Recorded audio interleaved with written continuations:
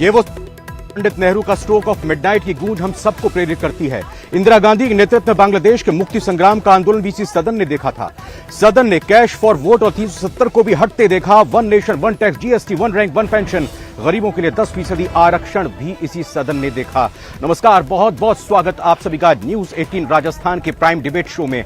मैं रविंद्र सिंह आपके साथ। ये जो बातें मैंने कही आज प्रधानमंत्री नरेंद्र मोदी ने संसद के विशेष सत्र के आखिरी दिन, लेकिन मेरे पीछे मौजूद इस पुरानी संसद के विशेष संसद के पहले दिन, लेकिन इस पुरानी संसद के आखिरी दिन अपनी बातों को रखते हुए कहा, आज का दिन हमारे लोकतंत्र के मंदिर के लिए बेहद विशेष और ऐतिहासिक दिन है।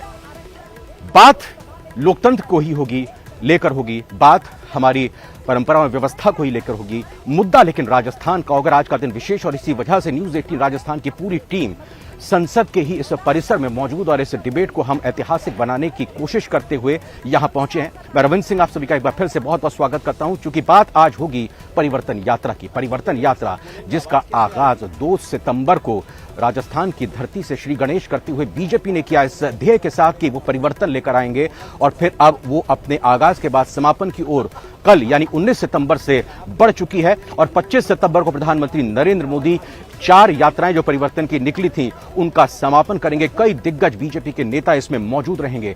कांग्रेस का कहना है कि पूरी तरह से परिवर्तन यात्रा फ्लॉप शो साबित हुई है, और वहीं अगर बीजेपी की बात करें तो वो ये कह रही है कि परिवर्तन का आगाज हो चुका है। पहले एक छोटी सी रिपोर्ट देखते हैं, फिर अपने मेहमानों को बुलाते हुए उनका आमंत्रित करते स्वागत करते हुए चर्चा की शुरुआत करते हैं।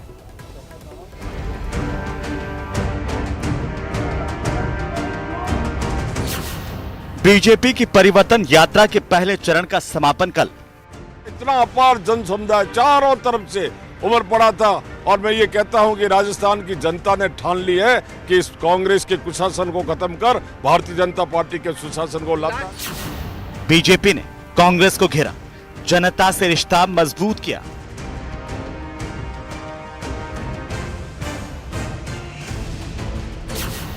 बीजेपी का जनता का अपार समर्थन मिलने का दावा।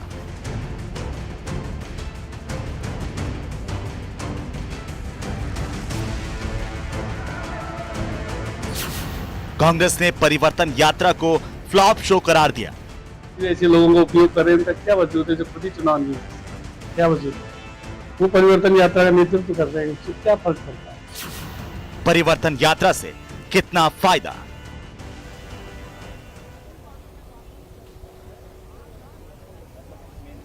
तो क्या ये फ्लॉप शो है या फिर ये परिवर्तन का आगाज है? क्योंकि जन आशीर्वाद यात्रा तो कांग्रेस की तरफ से ही 25 सितंबर को उसी दिन शुरू होगी जब परिवर्तन यात्रा का 25 सितंबर को समापन होगा।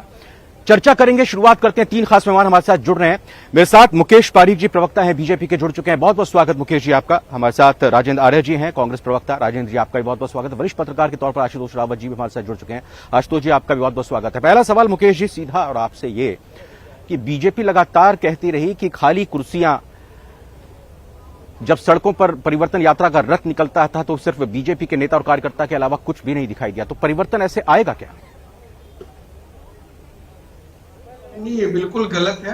परिवर्तन यात्रा जो हमारी ये जिसका कल समापन होने जा रहा है, वो त्रिनेत्र गणेश जी के यहाँ से हमारे माननीय राष्ट्रीय अध्यक्ष जेपी नड्डा जी ने उसको प्रारंभ किया था, और प्रारंभ से लेके ही और जो लगातार एक पूरे जिले में मैं भी रहा हूँ, जिसकी संपूर्ण जिले की यात्रा मैंने देखी है, उसमें मैं खुद रहा हूँ, जिस प्रकार से जन समर्थन मिला है, जिस प्रकार से लोगों का हुजूम उमड़ा है, हमने छोटी जगह पर भी हमारे स्वागत हुए, बड़े पॉइंट्स पे भी स्वागत हुए, हमारी बड़ी आम सभाएं भी हुई, छोटी आम सभाएं भी हुई, लेकिन हर जगह एक ही चीज नजर आई कि प्रदेश की जनता इस कांग्रेस सरकार का जो एक कार्यकाल रहा है इससे बुरी तरीके से त्रस्त है।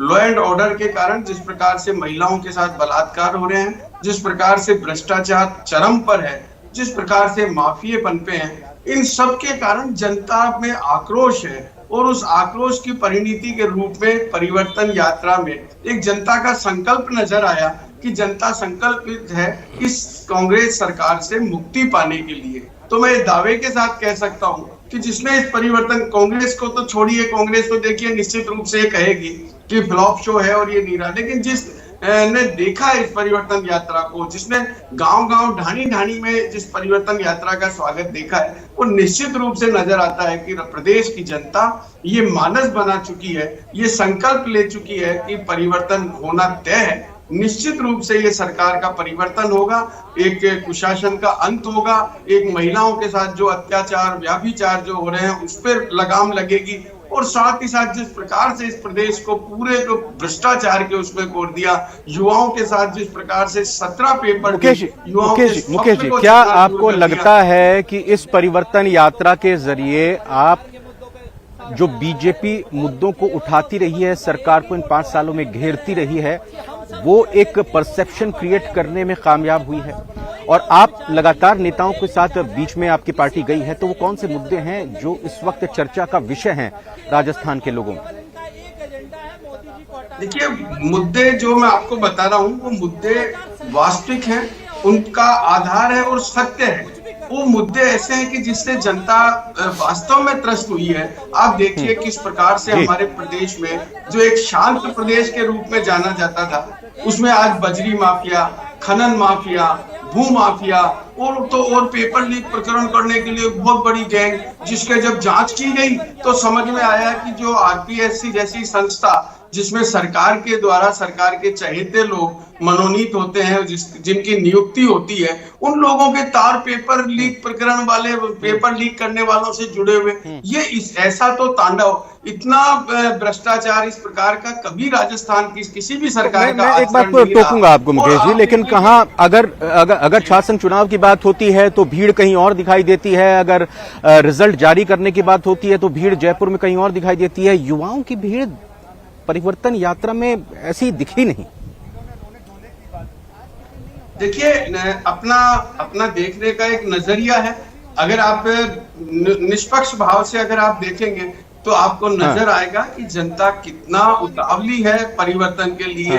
आपको नजर आएगा कि जनता कितनी चिंतित है। मैं आपको 2-3 उदाहरण यहाँ देना आवश्यक होगा। आप देखिए, भारतीय जनता पार्टी के नाते में नहीं कह रहा, आज कांग्रेस की क्या स्थिति है कि कांग्रेस के जो नेता जो निष्पक्ष रूप से बोलते हैं, भरत सिंह जी की छवि है, भरत सिंह जी ने कितने पत्र लिखे मुख्यमंत्री जी को, कितनी बार कहा कि तुम्हारा मंत्री भ्रष्ट है, उसके ऊपर भ्रष्टाचार के आरोप है। मतलब एक सीधा रूलिंग पार्टी का विधायक कह रहा है और लिखित में कह रहा है और बार बार कह रहा है, मीडिया को भी कह रहा है। आप देखिए, इनकी दिव्या मदेरणा ने बार बार कहा, इतना कहा कि आप लोग एक इनोवा के लायक, सवारी के लायक जीत के आओगे। और इतना ही नहीं, उन्होंने तो यहाँ तक कहा कि चुनाव में आप किस मुंह से जाओगे, काबा किस मुंह से जाओगे, कि शर्म तुमको आती नहीं। ये विधानसभा में राजनीति तो आप बीजेपी राजनीति कांग्रेस के नेताओं के सहारे नहीं कर रही है ना।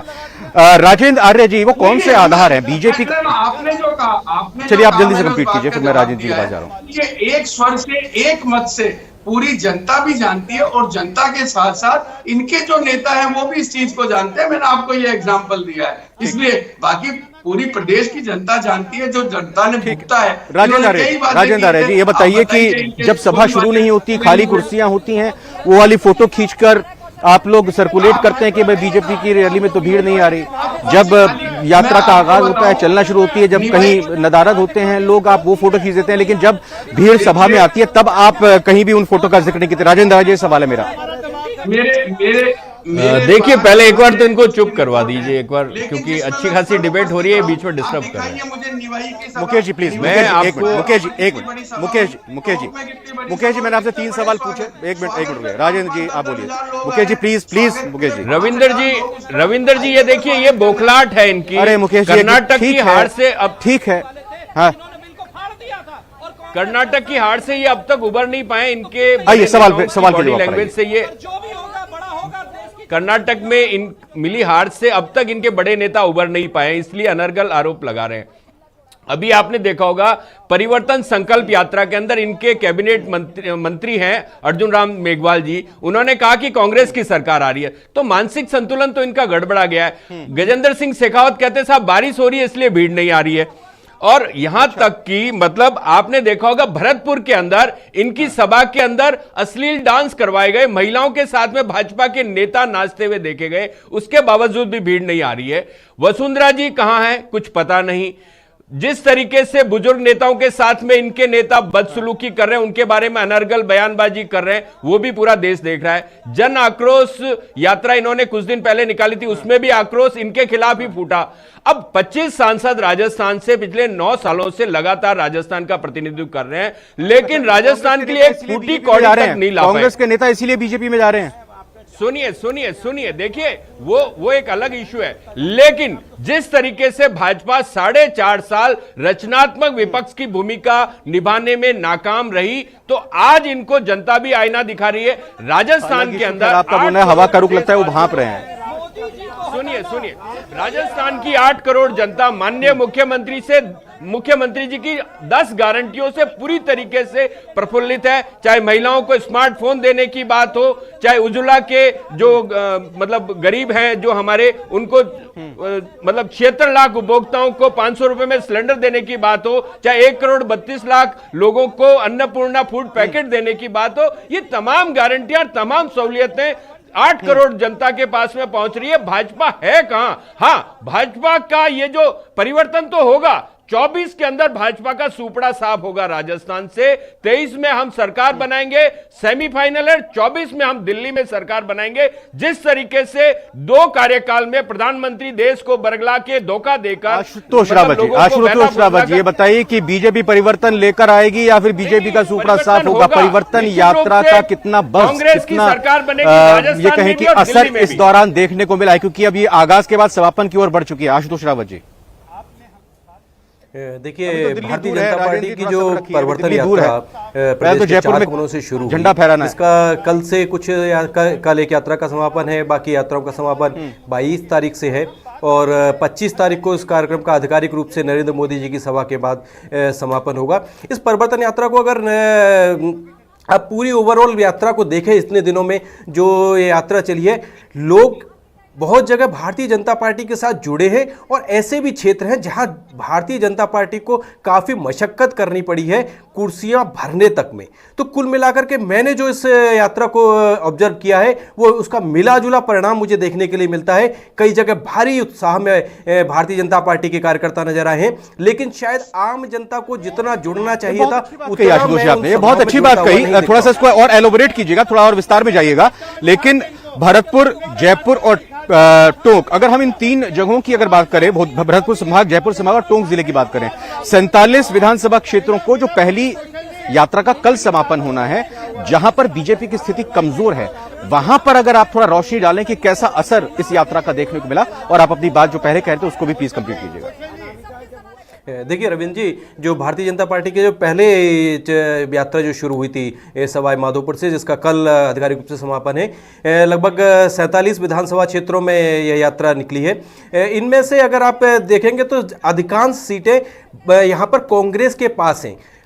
पूर्वी राजस्थान में कांग्रेस ने पिछली बार बहुत अच्छा प्रदर्शन किया था और शायद सचिन पायलट जी की भूमिका उसमें बहुत महती थी। शायद यही वजह रही कि वसुंधरा राजे सिंधिया जी से पहले इस यात्रा की इस यात्रा का प्रभारी बनाने की बात चली थी, लेकिन शायद पूर्वी राजस्थान में जाकर के वो अपने हाथ नहीं जलाना चाहती थी, इसलिए बाद में पार्टी ने चारों यात्राओं का स्वरूप बदला और चारों में बड़े नेताओं को जिम्मेदारी देने की जगह यह नीति की घोषणा की कि हम छोटे छोटे मतलब हर जगह हर नेता को भेजेंगे। अधिकांश सीटें यहाँ पहले से पूर्वी राजस्थान में कांग्रेस के पास है। भारतीय जनता पार्टी के लिए यहाँ इस बार भी खासी मशक्कत करनी पड़ेगी, क्योंकि ईआरपीसी एक ऐसा मुद्दा है जिस पर भारतीय जनता पार्टी शायद लोगों को यह कन्वेंस करने में अभी सफल नहीं हो पा रही है कि कट रही है। हम कोशिश करेंगे एक बार दोबारा से आपको हम जोड़ें और आपसे ऑडियो सही तरीके से हासिल कर पाएं, अपने दर्शकों को भी सुना पाएं। मैं यहां पर अब सवाल जरा ठीक है, मैं एक बार मुकेश पारीक जी के पास आना चाहूंगा। ये जो राजेंद्र आर्य जी ने मुकेश जी सवाल खड़ा किया कि शेखावत जी कह रहे हैं कि भाई बारिश हो गई इस वजह से लोग नहीं आ रहे हैं, कार्यकर्ता भी और तमाम विपक्ष भी पूछ रहा है कि भाई वसुंधरा राजे सिंधिया कहां पर है। 5 सितंबर को जब आगाज हुआ था तब तो वो दिखाई दी थी, उसके बाद वो नजर नहीं आई। मुझे बड़ा आश्चर्य होता है। मैंने राजेंद्र जी आर्य ने जो बातें की और मैंने जितनी बातें की पूरी तथ्य और सत्य पर आधारित है। राजेंद्र जी ने एक भी बात का जवाब नहीं दिया। मैंने चाहे इनके भरत सिंह जी के लिए बताया हो, चाहे दिव्या मदेरणा के लिए बताया, चाहे और बातें बताई हो, चाहे पेपर लीक प्रकरण, एक भी बात का इन्होंने कहीं भी स्पष्ट नहीं किया कि ये मैंने बात गलत बोली हो। अब जो इन्होंने बात बोली है मैं आपको बता देता हूँ। ये बोल रहे हैं कि अर्जुन राम मेघवाल जी कह रहे हैं कि कांग्रेस को जिताओ। ये आप नहीं, उन्होंने एक बात ये बोली, हाँ, इन्होंने ये बात बोली ना कि जो 10 गारंटी हैं सीएम की, उस पर राजस्थान के लोग फिदा हैं। देखिए, यहाँ एक बहुत अच्छी बात है हमारे, आपने देखा होगा अभी मुख्यमंत्री जी, माननीय मुख्यमंत्री जी 2030 की बात कर रहे हैं। राजेंद्र जी, आपको जानकारी होनी चाहिए कि 2023 और 24 को तो वो अपना मान ही नहीं रहे, वो बात कर रहे हैं 2030 की। और रही बात गारंटी की, गारंटी तो जब होगी कि जब सरकार आपकी रिपीट आएगी। और गारंटी अभी तो सब ये स्थिति है कांग्रेस की, सब लोग जानते हैं कि जब अब अंत समय जब बचा है, जब थोड़ा सा समय, तो हर चीज की गारंटी ले रहे हैं। और अभी तो आप देखिए, अगर इनको अभी कोई ये मांग ले इनसे जनता कि जब हमको तो स्वर्ग में पहुंचाने की गारंटी दो, तो वो गारंटी भी दे देंगे। अभी देखिए, जनता सब जानती है, जनता ने 5 साल देखती है जनता। इस समय तो बेहतर होता है ये गारंटी देने की बजाय अपना रिपोर्ट कार्ड देते जनता को कि हमने आपसे ये वादे किए थे और हमने ये वादे पूरे किए हैं। अब तो जनता को ये चाहिए था, अब आप जनता को इस समय दे रहे हैं गारंटी। देखिए, वो कोई मायने नहीं रखता, जनता समझदार है। राजस्थान की जनता इस बात को अच्छे से जान चुकी है कि ये जब जब गहलोत जी की सरकार जाने को होती है, उस समय ये पूरी गारंटियां भी देते हैं, उस समय घोषणाएं भी करते हैं, उस समय ये सब कुछ देने को तैयार होते हैं। तो जनता ये पूछेगी ना इनसे कि जब कोविड था तब आप होटल में बंद थे, जब कोविड था तब आप कुर्सी बचाने के लिए लड़ रहे थे, और अब आप विधानसभा में हमको ये एक सवाल है कि अगर यहाँ पर बात राजस्थान सरकार की योजनाओं और लाभ की हो, तो फिर उसका कंपैरिजन केंद्र सरकारी योजनाओं और लाभ से भी किया जाता है। और सवाल लगातार यही उठते हैं कि भाई चुनावी साल के आखिरी बजट में लोक लुभावन घोषणाएं की जाती हैं, और जब चुनाव को कुछ महीने ही बाकी होते हैं तब एक तरह से कहें कि पिटारा खोला जाता है। तो जनता, हम जानते हैं कि आप भी समझते होंगे कि समझदार तो है, वो सयानी है, वो जानती है कि भाई हमने 5 साल के लिए सरकार को चुना था, आखिरी 6 महीनों के लिए नहीं।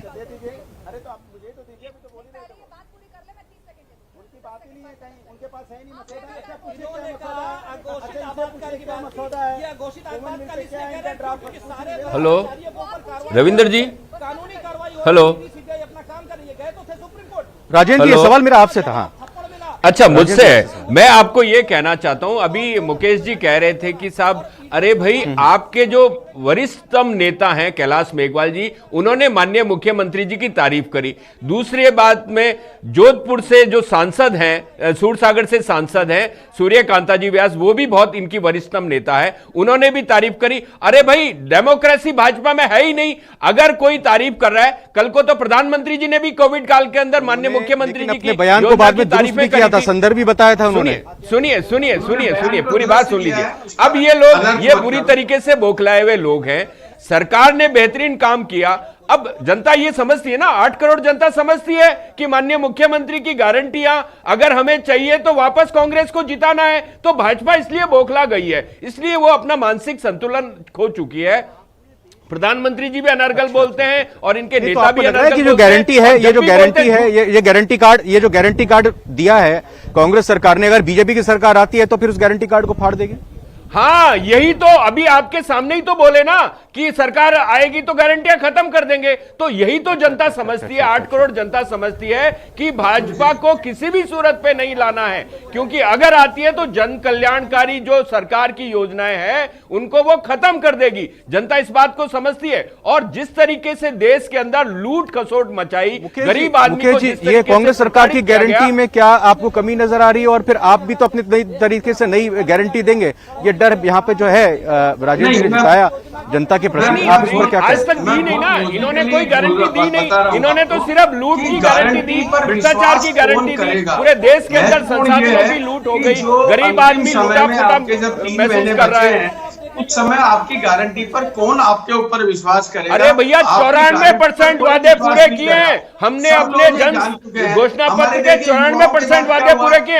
आज तक की किसी भी सरकार ने 10% से ज्यादा वादे पूरे नहीं हुए। हमारी सरकार ने 94% जो वादे किए थे, प्रोमिसेस कंप्लीट किए हैं। इस बात की गारंटी हमने दी है। पहली कैबिनेट ठीक है, मैं आशुतोष जी के पास आता हूं। आशुतोष जी, मैंने जैसे अपने शुरुआती बातों में भी ये रखा कि 25 सितंबर को प्रधानमंत्री नरेंद्र मोदी के साथ के जनसभा के साथ ही ये समापन हो जाएगा यात्रा का। अब 25 सितंबर से ही 13 जिलों में ईआरसीपी को लेकर मुख्यमंत्री एक यात्रा जन आशीर्वाद के तौर पर निकालने जा रहे हैं और ये वो 13 विधानसभाएं हैं जहां पर 51 सीटें 83 में से 51 सीटें कांग्रेस को मिली थी और बीजेपी की हार का प्रमुख कारण भी वही था। तो आप इसको कैसे देखते हैं, किस तरह की रणनीति है कि जहां पर बीजेपी एंड कर रही है वहीं से फिर उठना शुरू हो रही है कांग्रेस और बिल्कुल बीजेपी की काट के तौर पर कांग्रेस इस यात्रा को शुरू करेगी?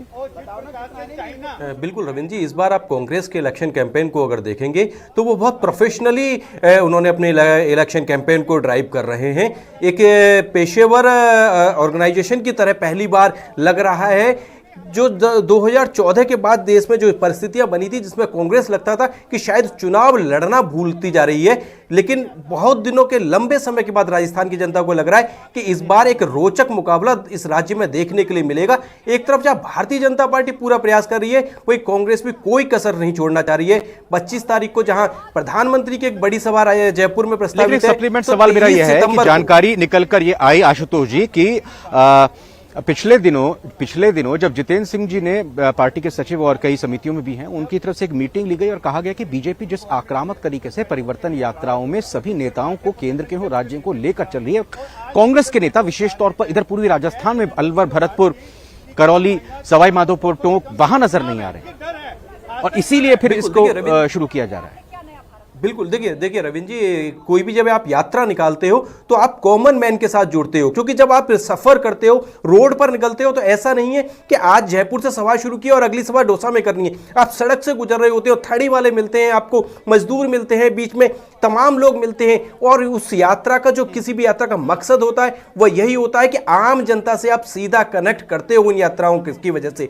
और शायद भारतीय जनता पार्टी की इस परिवर्तन यात्रा से सबक लेते हुए कांग्रेस भी इस तरीके की यात्रा की भूमिका तैयार कर रही है, जो निश्चित तौर पर उनके लिए फायदेमंद साबित हो सकती है, बशर्ते वो बड़े नेताओं के बीच की उठापटक वहां सार्वजनिक तौर पर प्रदर्शित नहीं हो। रविंद्र मुकेश जी, मैं आखिर में आपसे जानना चाहूंगा 2003 के विधानसभा चुनावों से पहले जो वसुंधरा राजे सिंधिया ने यात्राओं की शुरुआत की थी और परिवर्तन यात्रा की शुरुआत उसी दौर से की गई थी। 2003 में, 8 में, 13 में और फिर 18 में 2 बार कामयाबी वहां पर मिली थी। क्या आपको लग रहा है कि सत्ता परिवर्तन होगा?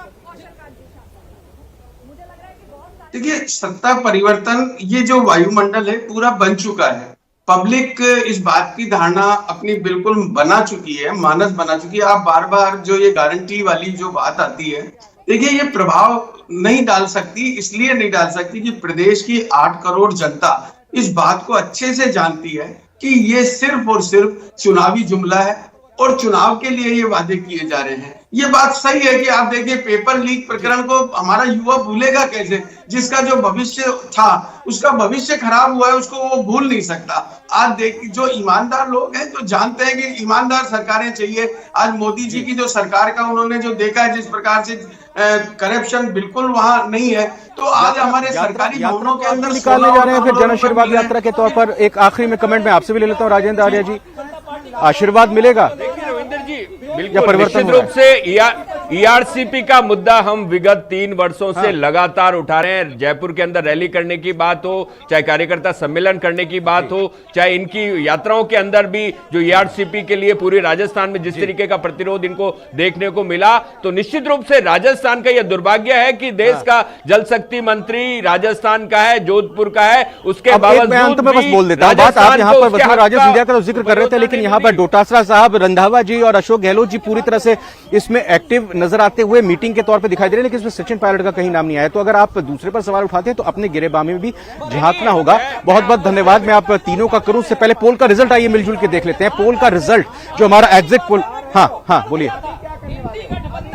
राजस्थान के अंदर हम 23 में जीत कर आ रहे हैं और 24 के अंदर इनका टुकड़ा साफ कर देंगे। मैं प्राइम डिबेट के आज के पोल का रिजल्ट देख लेता हूं। अपने दर्शकों को छोड़ा था परिवर्तन यात्रा के पहले चरण से बीजेपी का लक्ष्य पूरा होगा क्या? तो फिर मिला जुला इसमें जवाब आया है। हाँ में 42% लोगों का कहना है कि हाँ लक्ष्य पूरा होगा, लेकिन ना में 58% लोगों का मानना है कि परिवर्तन नहीं आने वाला। बीजेपी जाहिर तौर पर ग्राउंड की पार्टी मानी जाती है और वो ग्राउंड में समझ भी रही होगी कि जमीन में वहां कार्यकर्ताओं का और जनता का क्या मूड है, और उसी लिहाज से फिर अपनी परिवर्तन यात्राओं के बाद वो अपनी स्ट्रैटेजी में भी हो सकता है कि परिवर्तन करेगी। फिलहाल मैं अपने तीनों खास मेहमानों का बहुत बहुत धन्यवाद करना चाहूंगा। राजेंद्र जी, मुकेश पारिक जी, आशुतोष जी, आप हमारे साथ जुड़े। और फिलहाल अंत में जैसा हमने शुरुआत की थी उसी तरह से अंत भी हम करना चाहेंगे, क्योंकि ये हमारा लोकतंत्र का मंदिर और इसको नमन करना बहुत जरूरी हो जाता है। जिस लिहाज से लोकतंत्र के इस पावन पर्व को हम एक स्मृति और प्रतीक के रूप पर हमेशा इतिहास में याद रखेंगे। फिलहाल प्राइम डिबेट की आज की इस डिबेट में इतना ही। जरूर कल से एक नई संसद भवन में परिसर में शुरुआत होगी, लेकिन आज का दिन बेहद ऐतिहासिक, बेहद खास, और कल एक नया सवेरा उगेगा और एक नया सूरज उगेगा। धन्यवाद।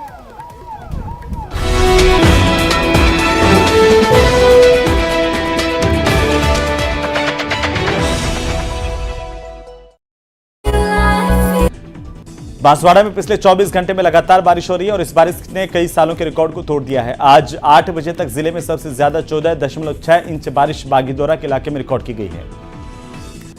तो प्रधानमंत्री मोदी के जन्मदिन पर बीजेपी देश भर में सेवा पखवाड़ा मना रही है। कोटपुतली